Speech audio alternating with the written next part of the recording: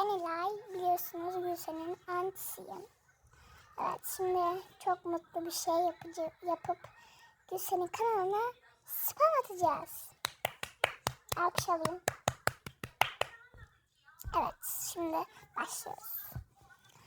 Spam ve yanıltıcı içerik diyorsunuz. Sonra videolar, yorumlar, kanalda profil resmi açıklamaya tıklıyorsunuz. Ve açıklama yazmak istiyorum ben. Çünkü ben istiyorum yani. Karışamazsınız. Şaka bu arada. Biraz hızlı yazmaya çalışıyorum. O yüzden yazım hatalarım olabilir. Şey yapmayın. Kusura kalmayın. Bu arada like attınız mı? Abone oldunuz mu? Neyse. Hemen yapın. Sonra yazdıktan sonra bildir diyorsunuz ve sonra ekranına kocaman bir şey çıkıyor. Onun altında tamam yazıyor. Oraya tıklayıp tamamlayabilirsiniz. Bakın tamama basın. Şimdi ikinci spamımızı atıyoruz. Evet.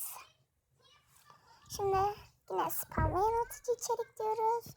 Hepsini seçiyoruz. İleri deyip ayrıntı ekliyoruz. Ayrıntıymış pardon, açıklama dedim.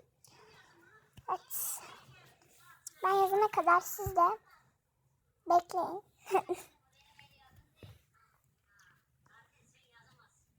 Biraz sinirlendim. Yazıma bakın, çok ablamız sinirli. Evet. Yine aynı şekilde yapıp üçüncü spamımızı atıyoruz. Evet. Çok güzel bir şey. Evet. Şimdi yine spam ve yanıltıcı içerik deyip hepsini seçip ayrıntı yazıyoruz. Bunu daha kısa yazacağım. Çünkü uğraşamayacağım şu an. Güzel spam atarlar ve kapanır. Evet ve bitti. Videomuz bu kadardı. Like atıp abone olmayı unutmayın.